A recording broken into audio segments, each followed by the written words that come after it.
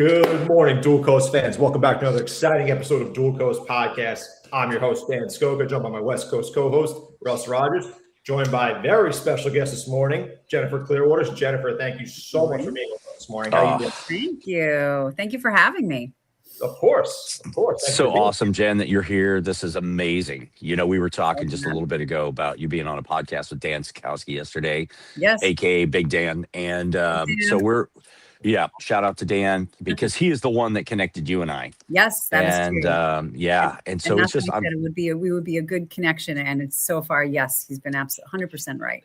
Yes. Because, it's one of those things like whenever you meet people, you don't know, it's not like you're going to connect with every single person. Right. And I know that, Big D is very good to his word. He's got, people that are aligned and well connected and meaningful and doing, purposeful things in life, very intentional about their doing. And since you and I have spoken, it was an immediate connection. Yes. Immediate. And we've had phone conversations. This has just been absolutely amazing. So I just want to say thank you for not only who you are as a person, what you're doing in your therapy, what you're doing with your podcast, what you're doing with your book. And it's just like, it's just amazing. And so I just appreciate you and just a little time that I've gotten to know you. And so thank you. And thank you for being on Dual Coast. Yeah, beautiful. Thank you. Yeah. So tell us, just out of fun, what is the last fun thing that you've done? Let's don't dive right into like who Jen is, but fun thing that I've done. Let's talk. Was it a vacation? Yesterday, I went to, or not yesterday, Sunday evening, I went to New York to go see Bon Jovi. There you go. You go. It was, amazing. These guys who have been playing music for over 40 years, and we're still there, just playing music and having a great time. And what an awesome experience. Yeah. Now, did you go because you're a Bon Jovi fan, or did you go? I'm a Bon Jovi fan, and I went with friends who are also Bon Jovi fans. It was one of my closest girlfriend's birthdays, and she was like, "Let's just go do it." And it was perfect because they started early at 7:30, no opening act, and they were done at 10 o'clock. It was good for someone like me. Perfect. And at 2 in the morning, it was a great show. It was good. Oh my goodness! Have you ever heard of Fetty Wap? Yes. Okay. So when he was starting to make it, he came to Santa Cruz on a Wednesday night. Yeah. And so my daughter said, "Hey, Fetty's coming to Santa Cruz on a Wednesday night." And I'm like, "Yeah, let's go." So we got there. I don't know, 7:30, 8 o'clock or whatever. There was like, and I'm not joking and I'm not exaggerating, but there had to be 10 other artists who played before him. Yeah. Yes. Let me remind you, this is a Wednesday night. You know what next day is, right? It's a work day. Yeah. And so we got up that night. He came on at like 11:30 p.m. And he sang for like 50 straight minutes, like nothing in between, no talking. We got out of there at 12:30 a.m., got home, and I was like, oh my goodness. So the fact that you got Bon Jovi right out of the gate, that's nice. Yes, and I think that they planned that because they know, if Bon Jovi, it's been in the news. He had throat surgery and had something with his vocal cord, so he wasn't really sure if he could even speak again, let alone sing. Yep. So I think he's got a ton of shows at Madison Square Garden. So I'm sure it's like he can't go sing for 4 hours every night. Sure. But on a Sunday evening, I did appreciate being done at 10 o'clock. with clients at showing 9. My age a little bit, but that's okay. So yes, that was the last fun thing that I did. And yesterday, actually being on Dan's podcast was a lot of fun. Dan and Anthony are great hosts, and it was a really fun experience. That's so cool. Yeah, give us one highlight from yesterday's conversation. We talked a lot about actually the subject of sleep. And it just kind of came up because Anthony had said, I don't sleep much and I don't have trouble sleeping. And that really came up as a big component of mental health, is that a lot of people aren't sleeping and they just figure like, well, whatever, I don't need it, or I haven't slept well in years. And I hear it a lot in private practice. Sleep is definitely a topic that we talk about. And Dan and I were both very clear that like, if you don't sleep well, all of your other functioning is going to be compromised. Yeah. So that was an interesting topic that we talked about for a while. Yeah, that's great. Yep. Great topic. What do you think the reason is there, Jen? What do you think the reason people are not sleeping much? Well, a lot of it's technology. So, a lot of people are watching, well, really, a lot of people are scrolling on their phone before they go to bed or watching TV. Sometimes people sleep with the television on, and your brain has that all it's all going still. So if you shut, a lot of people say, well, I shut the lights off and then I can't fall asleep. It's really because like your brain is still replaying everything that you were just doing. So that's one. I mean, I think lack of self-care is another. A lot of people are in straight burnout mode. So they're working. And then you get home and you're exhausted. You can't do anything. And then you become like what you hear that term, tired and wired. So you're exhausted, but your brain is so stimulated that you can't fall asleep. Mm-hmm. And then there's a lot of overthinking. We talked about that a lot too. Your worry list, your to-do list. Oh my gosh, I have to do this, and this. It keeps you up at 3 a.m. So there's a lot of techniques that we were talking about yesterday that you can do to make your nighttime routine a little bit smoother. Awesome. So I don't know if either of you struggle with sleep. Do not struggle. Sometimes I'm the overthinking person though. I'm the overthinking person, so I'm always up at night. Sometimes just like running my mind a little bit, and then can't relax. That happens to me all the time. Also, getting out of work, I get out of work late from the hospital, so sometimes I'm a little bit wired from that, and then trying to just relax myself after that takes me a while sometimes. Yeah, that's hard. So if you work in the hospital environment, I'm sure you're up you're in fight or flight mode probably all the time for your entire shift. Exactly. So I leave the hospital at 8 p.m. After that, it's kind of hard to turn it off and go to sleep at 10:30 because I only have a 2-hour gap between really leaving and sleeping. Yeah, I hear that a lot from the medical professionals that I work with in therapy. It's hard. And they don't really have time to process what they're doing sometimes, especially if you're I don't know if you're in the ER, but a lot of the ER workers, every room is so different that they don't have time to process. They just move on. And then they get home and they're like, oh, I have to think about what just happened in my day. And I only have a couple hours because I have to go to bed and get up and do the next day. Exactly. Yeah, it's hard. Yeah, I can have a cup of coffee at 11:30 p.m. and go right to sleep. Oh, you're lucky, not me. I had that people differently. Yeah, not long ago, I was with my daughter and we were hanging out with kids late, and I was like, I got home and it was late. I actually crawled into bed and I was like, you know what? I haven't had my cup of coffee today or tonight. So I got up and I just laid in bed, drank half a cup of coffee and went right to sleep. You're lucky. No, I'm done after 2 p.m. That's it. Yeah, most people are that way. Yep. Most people are that way. So Jen, let's dive in and let's talk about you. Okay. Let's talk about who Jen Clearwaters is, and let's just talk about the dynamic of people that are in need of therapy. Okay. So we've got sleep issues and stuff like that, but we're going into therapy because mental illness is a huge problem. And why do you think we got there right now in this stage of life with mental illness? Because to me, it's like at a higher level than ever before. And so let's talk about addressing that as to why we are in society where we are today in the United States. Well, I feel like there's always been issues, but now, thankfully, I think, getting help for your mental health and wellness is much more acceptable, as opposed to maybe like when I was growing up or when our parents were growing up. There really wasn't. If you had an issue, you kept it, don't talk outside the family. And even if you did really have an issue, there really wasn't much to help you. Not many resources. So I do find that younger people, like the younger generation, they want to talk about things.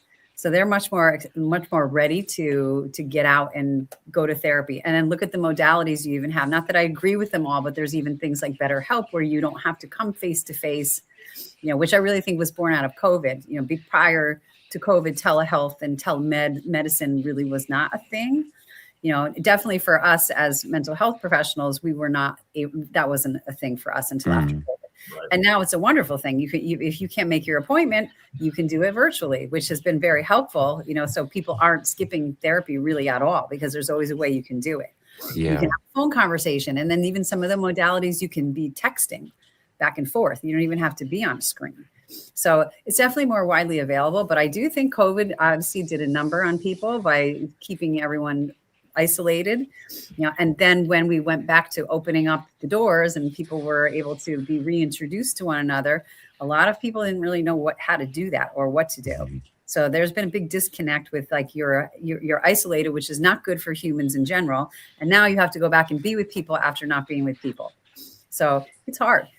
Technology and social media has also contributed to a lot of, self-esteem issues and mental health issues in general. Politics, the news. There's actually been many studies on people that watch the news.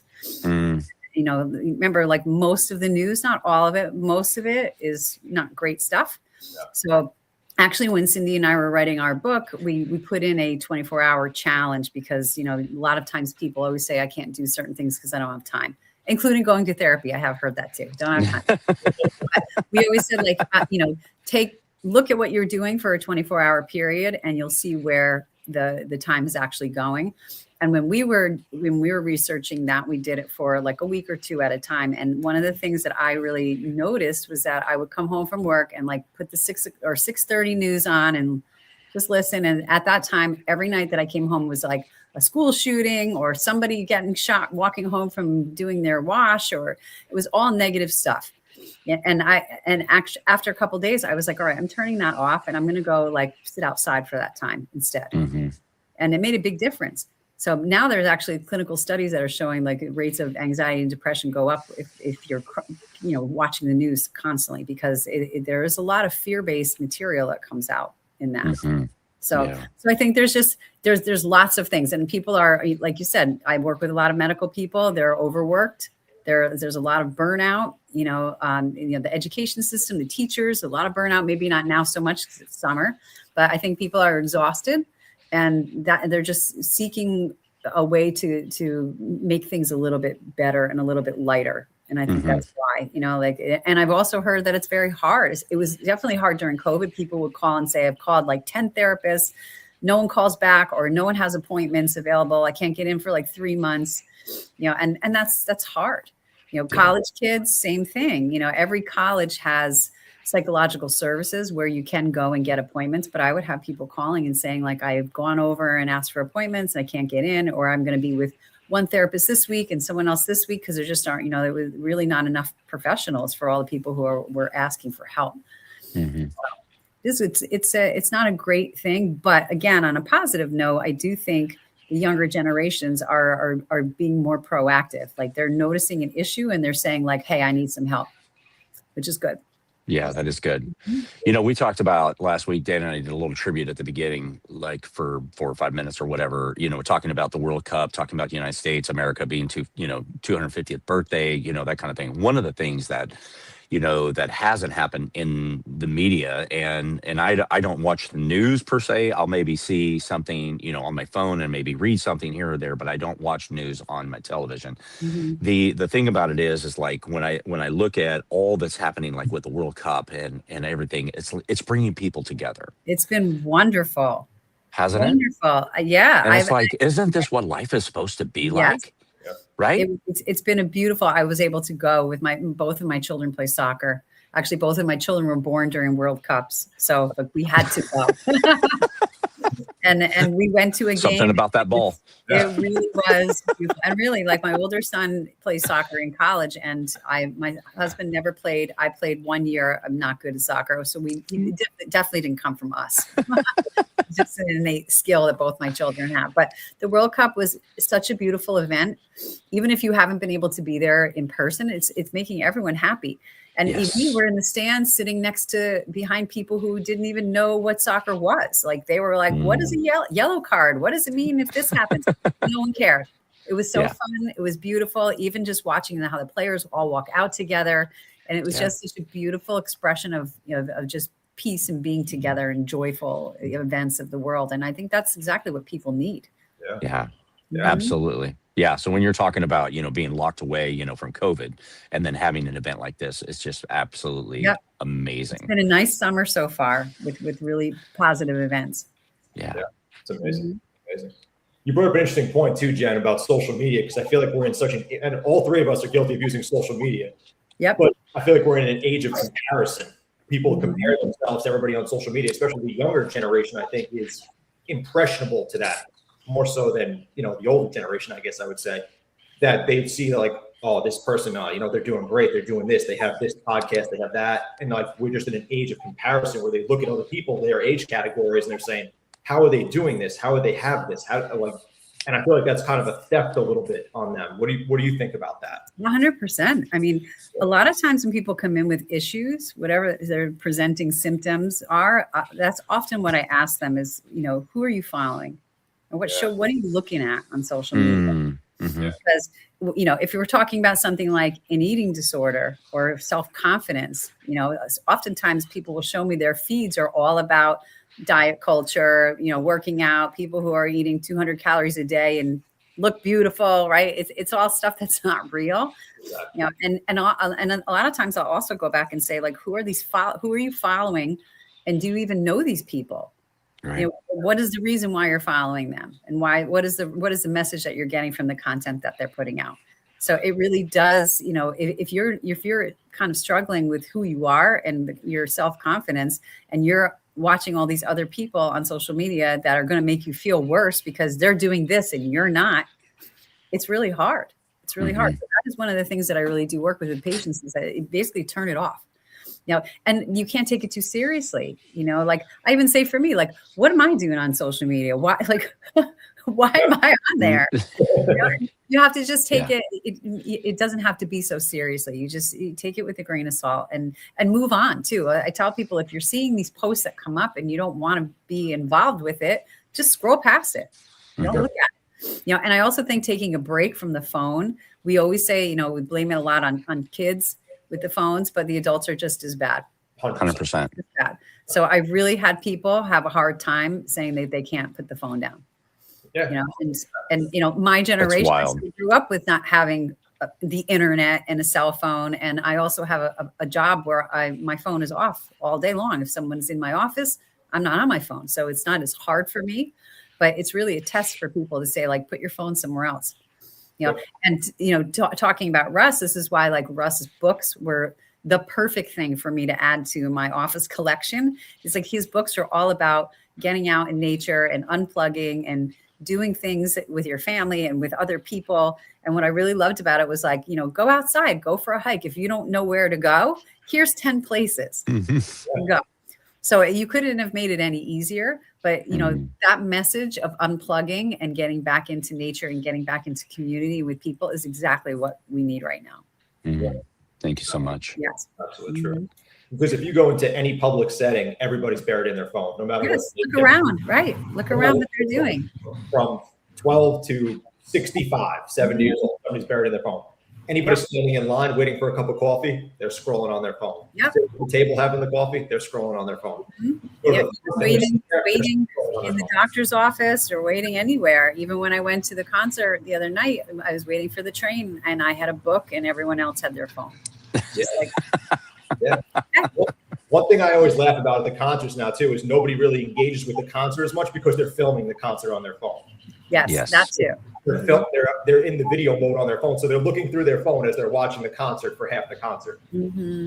Yeah, that does happen. Yeah. Amazing. So, we talked off air about our podcast and stuff. And how did you start your podcast? How did you guys make that connection? What was it inside of you? Because you're already busy, with your life as it is, as a therapist, right? And a wife and mother and, all this kind of stuff. And then all of a sudden you're like, hey, we need to start a podcast. Tell us the story of how that originated. Yeah. And as you know, from having one, there's a lot of work that goes into having a podcast. So it's not just like, oh, let's just do it. Well, Cindy and I wrote our book, and then, and our book is based on, a collaboration of all the work that we had done together as college professors. And we both have, backgrounds in public education. And our book is really all the tips of the tools that we use for stress reduction and mental health and wellness, little bits at a time. So we made the book, we put the book out, and then we were thinking, like, we know a lot of people. And when I was in public education, oftentimes you would go to events or they would have speakers come in that sounded wonderful. And then, you would never be able to contact them afterwards. They were either too far away, or there was funding and money involved in their services, and you couldn't get to them. And so it was like, oh, that's a great idea. Oh, but I'll never see that person again, and we can't use their services. So we were thinking that we know a lot of people doing really great work in mental health and wellness, and we really wanted to showcase other people. The podcast was never about us. So we don't really ever talk about ourselves on the podcast. So we wanted to showcase people who are doing great things in mental health and wellness that were accessible. So if you needed their services, you could actually contact them, or, even if they're not right here present, but we did really start with local people, because we wanted people to say, like, if you need someone in the grief space, or you need someone to talk about suicide prevention, or you need someone who can help you with acupuncture or sound healing, here are these great people that we know that are doing really good things. So that's how we started it. And it's been a lot of fun since then. Someone actually asked if, how's the podcast going? And Cindy and I said, every time that we do one, we leave and we go, that was exactly what I needed today. So I really do enjoy it. It's fun. We've had a lot of wonderful people on. Yeah. You do your show weekly? We come in, we do 2 episodes a month. Okay. And because, like I said, we are, a little technology challenged, the both of us. We do have a wonderful studio that does basically everything for us. So we'll go in, we meet with our guests and film, and then the studio and the crew there, who are amazing, will do the clips and the video and put it out for us and schedule. That's wonderful. So it's been very helpful. And the reason where we found that, like I told you before, we were going to try to film it ourselves in my office, and we bought equipment, and then we were like, we do not know what we're doing. And we actually were guesting someone's podcast at the studio where we film now. We went in and we went on her show, and then we were like, what are we doing? Like, look at this place. We don't have to do anything. So it works. But the podcast is a really lovely thing, and there's some really beautiful people who have come on the show. So, that's amazing. I always say it to Russ. It's funny how you think it'd be very hard to get guests on the show, but a lot of people are very willing to come on and tell their story. Talk about what they do. Yeah. I always found that interesting, because me and him talk about this all the time. Like, I'm like, they're not going to want to come on. And sure as oh yeah, no problem. I mean, we had a few that said to us, like they were like, why do you want me? Why do you want me? Like, no, it's true. Like, I'm not sure what I would say. And we're like, we promise you, we'll get you to say something. Yeah, we'll coach that part. Yeah. I always find that interesting. People are like, oh yeah, I'd love to. I'm like, wow, like, surprised. Yeah. People Yeah. And now, honestly, now that it's been a while, I think we're like 45 episodes in, which is very small in comparison to people who've been out for years and years. But some of our guests now have been, really out in the public eye. Like, we just finished doing a series of 3 of the instructors from Peloton, and people were like, how did you get them to come? And I said, I just asked. I asked them. Yeah. And the answer is always no if you don't. Ask, right. If you don't ask, the answer will always be no. And there have been some people where I put out, invites to, and we never heard back. And that's okay. That's okay. But, a lot of, like, we had a doctor, a former Harvard professor who was, a master in his field. And I remember Cindy saying, like, email him. She's like, he probably won't answer you, but, like, just do it anyway. So I did. And he was like, sure, I'll do it. And he showed up, and he was like, you took a chance. He doesn't know us. He arrived at the studio, and he said to us, it's like, he goes, all these things in life are like little dots. And he said, you want to connect the dots. And he said, and I got this invite, and I figured, like, this is a dot I want to connect. And it's such a great episode with him. So people just take a chance when it feels right. Love that. Yeah. Can we put a big title like that in front of my name next week? Yes. We're connecting the dots. It's definitely not going to say Harvard professor. Well, he's a former Harvard professor. Ross is not going to say former Harvard professor. I can't even put former in there. Yeah, Dr. Srini Pillay. So if you look him up, he's everywhere. He couldn't have been more lovely. But that's why, and even the instructors from Peloton, they didn't know us, and they took 2 of them actually made the drive from the city and came in person, and the other one couldn't because of scheduling, but, like, they were like, sure, I'll do it. It was great. Yeah. It was really nice. Mm-hmm. And a lot of them, even though they're in the public eye, we were really showcasing what was your story before in an organization like that found you. And we're always amazed that, people, like, one of the people that we had on was already like he was already an Olympian. He was an Olympic rower prior to even being there. So it's just quite interesting, people's backstory, like, and they show us how like all their little dots connected them to where they are right now. Yeah. So it's been a lot of fun. Wow, it's amazing. Amazing. Yeah. Yeah. And here we are connected. That's right. And you're going to be on next week. Right. You gonna cut your hair short?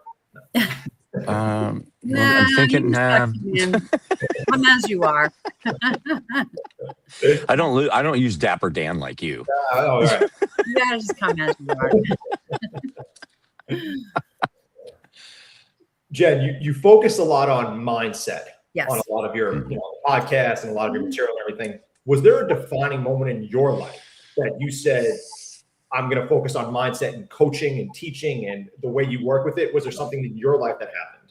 Yeah, well, like I said, I mentioned to you, I was in public education for like a whole career prior to this, over 20 years. So I started as an ESL teacher. It taught English as a second language in New York City public schools in the 90s. Wow. Which is basically like, you got hired in September, and if you were surviving in June, you would be hired back. One of like the greatest places, like that little school was just, I worked at a school called PS 51, and it had the most incredible principal and VP and the best people that I've ever worked with. It was such a wonderful place, like such a great job. So no regrets there. But then I went from being a public school teacher to a guidance counselor to director of guidance. And then when I went up to administration, things started to change there. I was in a very chaotic school district, and basically the opposite of what my New York City job was. I worked with, really crazy district, good people and good students, good staff. Administration was really the issue. And that's what I could see. I could see that people running this district didn't like each other, and they didn't they didn't have the students' vision at heart. They really, and really, that was really hard to see, and then I really lost my connection with kids because I was doing more admin tasks. So I remember, when you're a school admin in guidance, you have mental health plus. At that time, they were giving us like all the testing, and tests are always stress provoking too. So it's kind of absolutely for me to be doing that. But I remember being like, at school 8, 9 o'clock at night, one night, packing up boxes of testing materials to be shipped back after a test, sitting on the floor with papers everywhere and just going like, this is not what my training is. I've gone to school for many years. I have degrees in mental health and wellness, and I'm packing testing boxes at 8 o'clock at night while I had little kids at the time. My kids are home. I was working constantly, coming in on the weekends, and I was like, this is stupid. Like, what am I doing? And I'm not even in a place that I like, with people that are not good, very toxic, negative environment. I was like, forget it, I'm not doing this. So at that time, Cindy had trained in a program called Yoga Calm for Children, which was a school-based mindful and movement program built by a counselor and I think a social worker on the West Coast. And they had already implemented it in the public schools for like 10 years prior. So every time we always think like, oh, the East Coast, we're so advanced. We were way behind. Way behind. So somebody had gone out to, I think it was Minnesota, to do this training and asked to come in and do a demo in my school. And so the school where I was, I basically got like a bunch of teenage girls who had been in fights, didn't like each other, that kind of thing, and got them all together.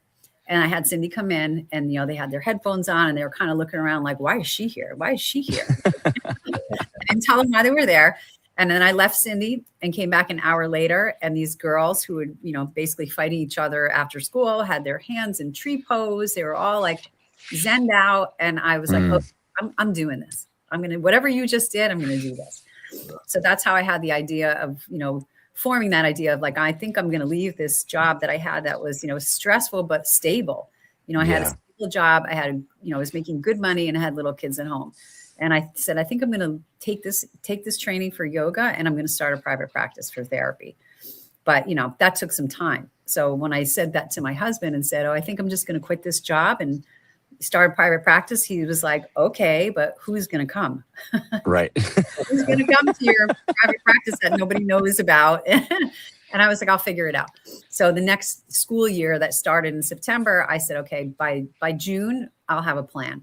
So I allowed myself that whole school year to kind of figure it out. And it was a lot. Like, when you transfer from school counseling to private practice therapy, there's a big shift in the regulations in New Jersey of things that you have to do. So it did take me a while, and at that time I was also a college professor. So Cindy and I were teaching at Monmouth University in graduate counseling. So I also had a night job too. So it was a lot of work, but like, that's really when I knew, like, I know I can serve people in a better space than where I was. And it worked. By June, I was able to put my resignation in and start my practice. Amazing. Wow. Yeah. And how is that going since? Great. Yeah, it's going great. So since I've been open now in private practice for 10 years already. So it's been a while. Yeah. So since then, like a few years in, I went back again to school. Like, I am a school person because I'm always feeling like I need to learn more and more. I did go back for a degree in integrative nutrition. So what I've noticed with patients coming in is that there's a big connection between food and drink and mood. And especially the way that our food system is in the United States right now. There's so many things in our food system. Even if you are really trying really hard to be organic and clean, it gets in there and it really can cause some problems and exacerbate symptoms of anxiety and depression and brain fog and all these other things that are coming in. So oftentimes when people are presenting with a symptom, I'll ask them, what's your nutrition like? And sometimes they're not even, don't even connect it. Even young people who are going out, like kids in college, where, Tuesday will come and they'll say, like, I just don't feel like myself. I feel like, I'm off, I'm anxious, or I just feel bad. And I'll say, well, what did you do over the weekend? And say, oh, well, I went out Thursday, Friday, Saturday, Sunday. Yeah. Okay. Not just Friday, Saturday, Sunday. And then added Thursday. And the Taco Bell at 2 a.m. Sounds like a good idea at the time. And then by Tuesday, you're going, oh, how come I don't feel well? Yeah. So that's been very helpful for me. It was definitely worth it. So, and then in the YogaCom program, in order to advance to being a higher level participant, I had to actually become a yoga teacher. So that was a whole nother training, not like anyone wanted to just, yoga teacher training is definitely, it's expensive and it's very time consuming. So but I had to do that. So at age 45, I had to go become a yoga teacher so I could keep this certification. And then from there, I went into a Reiki training, which is also energy work. So I'm a master level Reiki practitioner. And that's what I took all of this nutrition and energy work and I infuse it into my practice as a therapist. So, wow. So, yeah. So, absorbing people's problems in life, it can be overwhelming. So you've got to compartmentalize, those things. And as a therapist, like, put those things aside because you got to focus on your own health. So you just mentioned, yoga and Reiki. What are some things that you do maybe in addition to those two to keep your sanity, to keep your wellness up as a human? So I have a very good self-care practice. And that's what I say, like, I don't teach things to people that I don't do myself. Because, like, people aren't stupid. They can see through that. And like, it's not genuine. So like, I really I'm very disciplined with self-care. I have a very scripted morning routine. So I get up around 5 o'clock every day and have my coffee. I do my journaling. I do my meditation. And then I go get my workout done. And that's a not negotiable. I do that every day. Whether I'm traveling, it doesn't matter. That's how I start my day. Because for me, I am a morning person. So by 8 p.m., like when you're leaving the hospital, like I do not have the energy. So I know I won't do it, but there are some people who really try and they try to get up at 5 a.m., but like, that's just not how they're wired. Sure. So you have to really know yourself and know like when you feel like you have the most energy, but that the morning is also a time before anybody can get to me and before life can happen. So I can really start my day on a positive note. So I'm really good with that. I was an athlete my whole life. I played, volleyball and basketball. I was a competitive swimmer, and now I'm a marathon runner. So I keep up with all of my movement because movement is definitely medicine for the body. Sure. So those are things. I love to be outside. This is the best time of the year at the Jersey Shore. We can actually be outside and get to the beach. So I really do love spending time outside too. It's like another non-negotiable for me. So, and I'm really good with, I have good boundaries after work. I drive home. I don't listen to anything. Like it's calm. I'm not on my phone. I don't answer calls. I don't go back on the computer. And I really do have like a good nighttime routine to wind down and get rid of the day and try to be really present once I get home with my family. So It's and is it perfect? No. And there are times when, it is stressful, or like, I have a patient that, something does happen, and we do have mental health crisis. That's just what in our field, sometimes that happens. But for the most part, I have learned over the years to just, leave work at work, because it will be here the next day. Mm-hmm. Mm-hmm. How oftentimes do we just allow things to penetrate that non-negotiable and get us off of our routine? Oh yeah, it would be easy to do. Like, and you know what? Yeah. You're going to cancel something for yourself first. That's how it goes. Right. But if you are disciplined enough to say, like, I need to, like, everything starts with us. So if you are not going to be good for yourself, how are you going to be good for all the other things that you're doing for other people during the day? And I think that's the piece that you just need to come back to. Like, if you have to be good first, and then everything else you do will be just as good. But if you're already starting from an empty cup, or, no cup at all, like, it's not going to be a good outcome. Mm-hmm. Yeah. Interesting. So, Amazing. Jen, I want to touch on the nutritional aspect real quick also. Okay. You're saying that gut health can affect mental health. So what you ingest with mental health or your well-being in that standpoint. Do you think that it has the opposite effect too? Do you think chronic stress can affect your gut?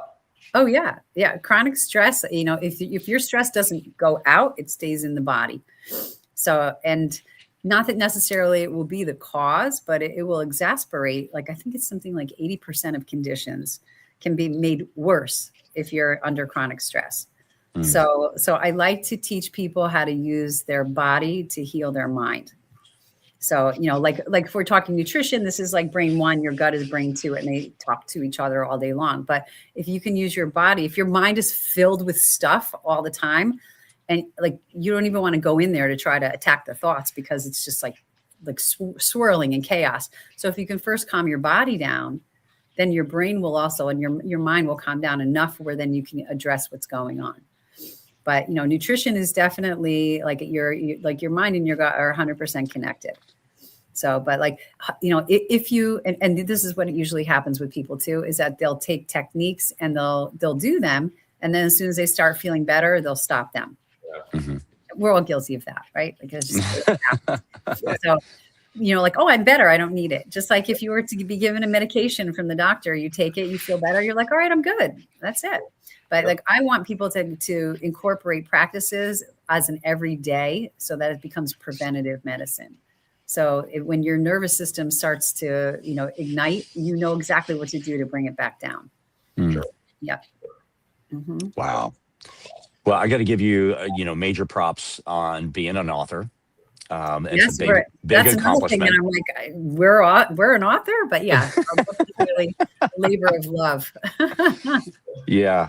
So that is a major accomplishment. Mm-hmm. Last week, we were talking to Joey, who's in the process of becoming a first-time author. Mm-hmm. And that made me reflect on my work, right? As what it takes to get there. Mm-hmm. And so I wanted to applaud you for your efforts in completing that and doing Thank that. you. The inspiration behind it. Can you give us a little insight of what inspired you to follow through on creating this book? Yeah. So again, Cindy O'Connell and I have been working together for a really long time, and we have very similar backgrounds.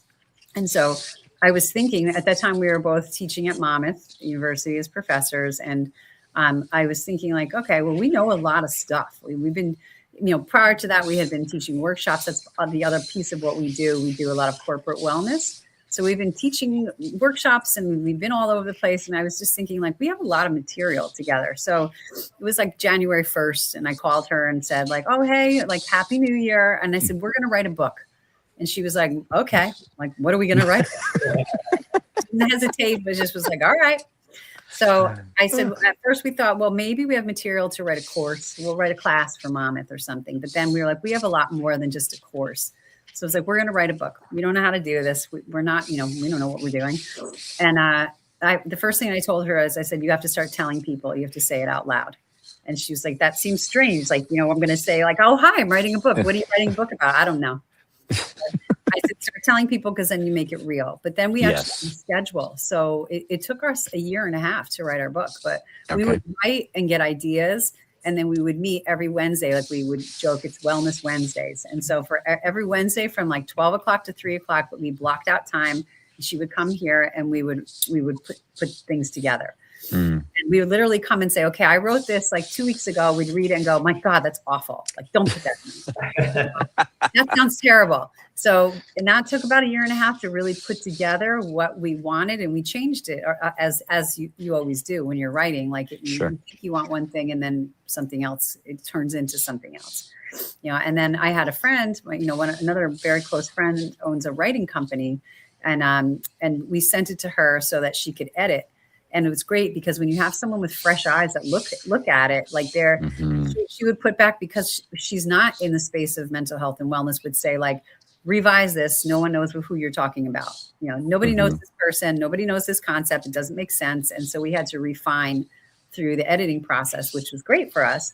And then she turned it into an actual manuscript, which was amazing. So it was a lot of work though, and like when you're writing something, you never know. Like, I think, most people are writing first for yourself. Like, I think Cindy and I were like, we'll write it. Who knows? Probably nobody will read it. It's fine. And then after a while, you're like, okay, I think what I have in here will actually help people. So, once we put it out and it was out for a while, there were people that said, oh, well, is there an audiobook version? Because, people don't read these days. Right.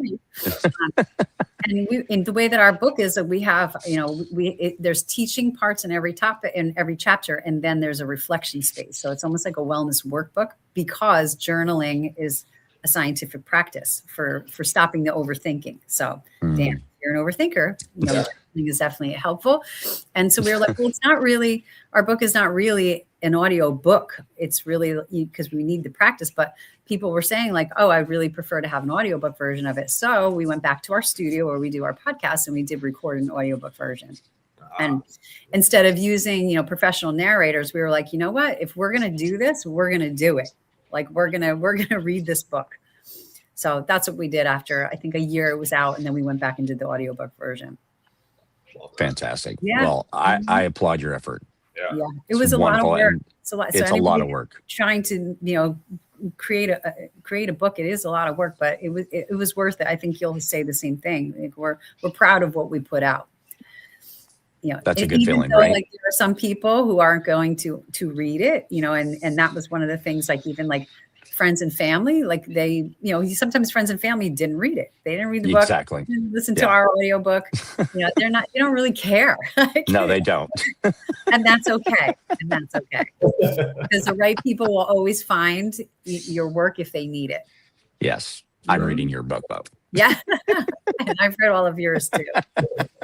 But really, there were some people, when the audiobook did come out, the publisher will give you links and said like, oh, you have, 10 or 15 links, send them all out to friends and family. And I remember Cindy going like, we're not sending these to our family. Like, our family didn't even read the book.